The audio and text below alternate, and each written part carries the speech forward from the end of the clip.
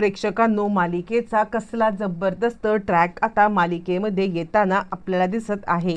आत्तापर्यंत इकडे आपण पाहतोय की आनंदीला मात्र आता किडनॅप केलंय, आनंदी घरी परत आले। बरेच दिवस हाच ट्रॅक मालिकेमध्ये चालताना आपल्याला दिसत आहे। पण या सगळ्यामध्ये मात्र आता एक वेगळाच मालिकेचा ट्रॅक आपल्याला पाहायला मिळणार आहे। म्हणजे आता आनंदी या सगळ्यामध्ये मंगळागौरीच्याच दिवशी म्हणजे आता माई आणि बापू या दोघांनी मंगळागौरीचं मात्र आता आनंदीचा घाट घातलाय। कारण या सगळ्यामध्ये माई आणि बापू या दोघांना सुद्धा आता म्हणजे मंगळागौर आनंदीची पहिली आहे आणि ती झाली नाही तर अपशकुन घडेल असं वाटत असताना मात्र आता त्याच मंगळागौरीच्या दिवशी मात्र आनंदी अशा प्रकारचा भूतकाळाचा महाभयंकर उलगडा करणार आहे की त्याचमुळे मात्र आता पृथ्वी, मिताली आणि प्रांजल या तिघांना भूतकाळात जे काही घडलं होतं ते सगळं लख्खपणे दिसणार आहे। आणि या सगळ्यामध्ये मात्र आता खूप मोठा भूतकाळ उलगडणार आहे। बरं, आता मंगळागौरीच्या दिवशी आनंदी असं काय सांगणार आहे, असं कुणाला घेऊन आनंदी आलेली आहे की ज्यामुळे मालिका 360 डिग्रीमध्ये टर्न आउट झालेली आहे। नक्की काय घडलंय, कसं घडलंय, सगळं सविस्तरपणे पाहूया। आनंदीला पेटीमधून बाहेर काढल्यावरती मात्र आता इकडे पृथ्वी सांगायला लागतोय ही इथे कशी काय आली, आणि त्यावरती मात्र आता इकडे माई सांगायला लागते देवाची कृपा आहे ही, म्हणजे आता या घराची लक्ष्मी या घरात परत आलेली आहे।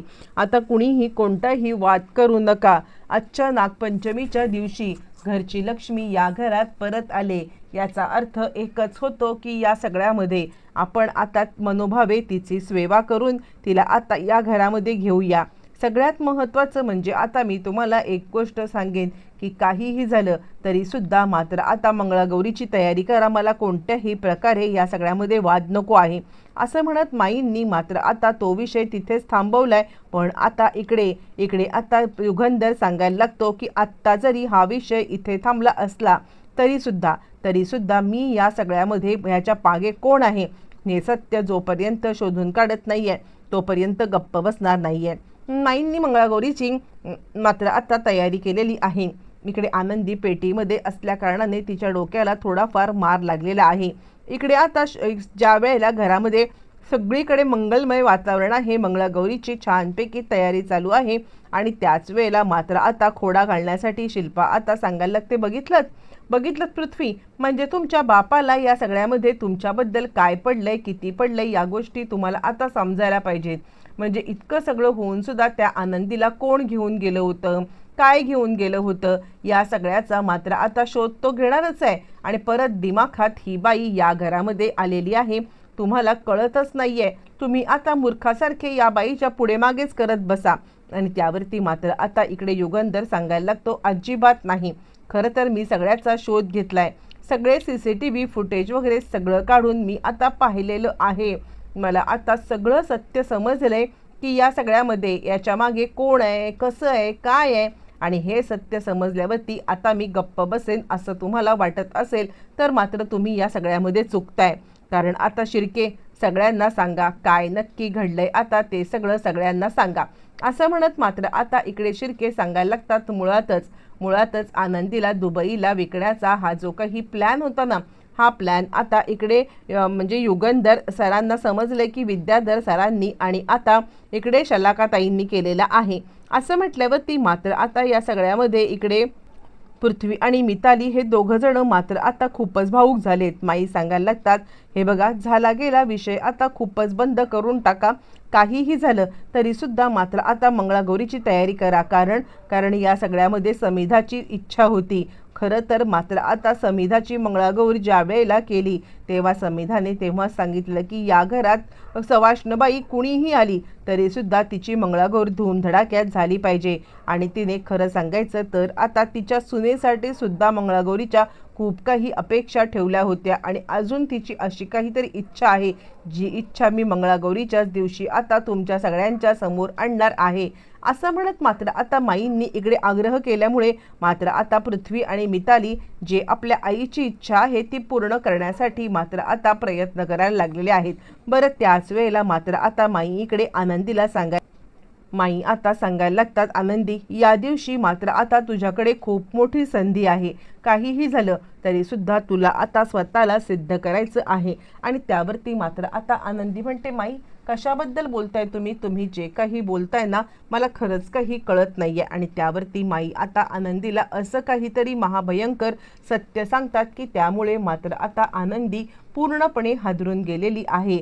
आणि आता माई तिला सांगायला लागतात, आता तुलाच या सगळ्यामध्ये समिधाला न्याय मिळवून द्यायचा आहे. आणि त्यावरती मात्र आता आनंदी सांगायला लागते, माई तुम्ही चिंता करू नका. समिधाताईंना न्याय मिळवून देण्यासाठी मी आता जे काही करता येईल ते सगळं करण्याचा मात्र आता प्रयत्न करणार आहे. असं म्हटल्यावरती मात्र आता या सगळ्यामध्ये इकडे आता मिताली सांगायला लागते, आत्या अगं काय आहे हे सगळं? आईची काय इच्छा होती तुला माहिती आहे का? आणि आता आईची इच्छा का आपण पूर्ण करूया ना.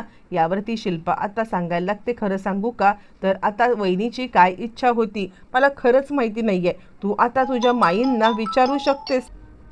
आणि त्यावेळेला ती सांगते, तू एक काम कर ना, तू तुझ्या माई आणि दादा यांच्याशी बोलून घे ना. मिताली म्हणते, मी तर बोलणारच आहे, पण हे मंगळागौरीचं काय आहे मध्येच? आणि सकाळपासून मात्र आता माई दादांनी कुणालाच कुठे बाहेर जायचं नाही असं सांगितलेलं आहे. काय नक्की आईची इच्छा होती आणि काय नक्की आज आता खुलासा होणार आहे खरंच काही कळायला मार्ग नाही आहे. आणि त्यावरती शिल्पाला पण यातलं काही माहीत नाही आहे.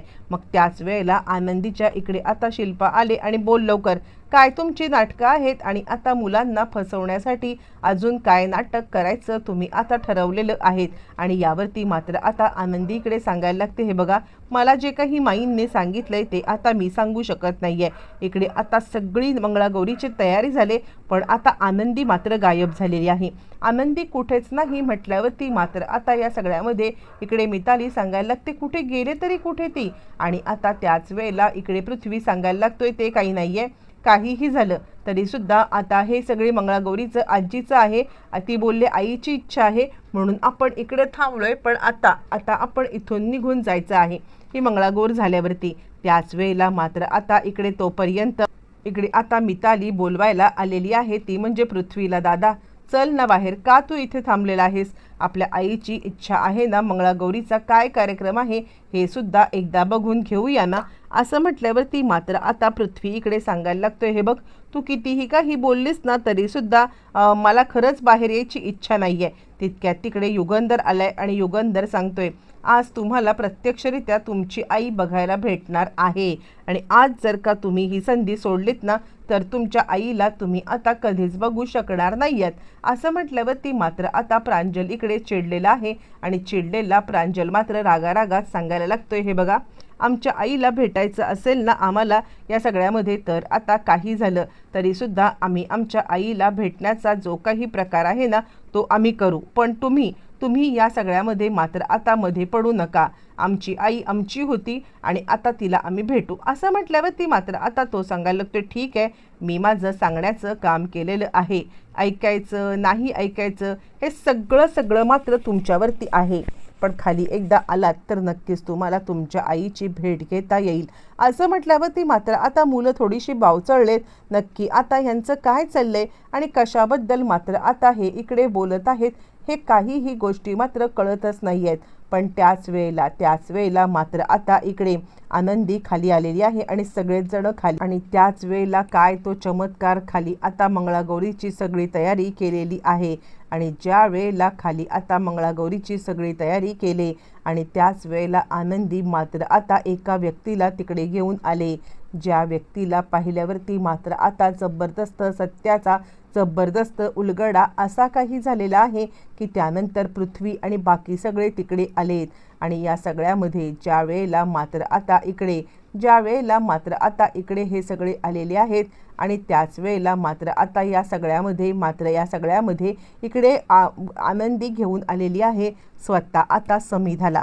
समिधा व्हीलचेअरवरती बसलेली आहे आणि आता समिधाला पाहिल्यावरती सगळ्यांच्या पायाखालची जमीन हादरलेली आहे. अचानकपणे हे सगळं काय बघतोय हे आता कुणालाच काही कळायला मार्ग नाही आहे. पण आता आनंदी या सगळ्यामध्ये समिधाला घेऊन आलेली आहे आणि हेच आहे माई आणि दादांचं सरप्राईज।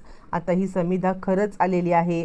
समिधाची काय अतृप्त इच्छा आहे, जी इच्छा आता इकडे आनंदी पूर्ण करू शकणार आहे। आणि या सगळ्यामध्ये मुलांना मात्र आता आनंदीच्यामुळे आपल्या आईला पाहता आलेलं आहे। नक्की हे काय सत्य आहे, कशा पद्धतीने हे सगळं घडतंय, हे सगळं येणाऱ्या भागात कळणार आहे।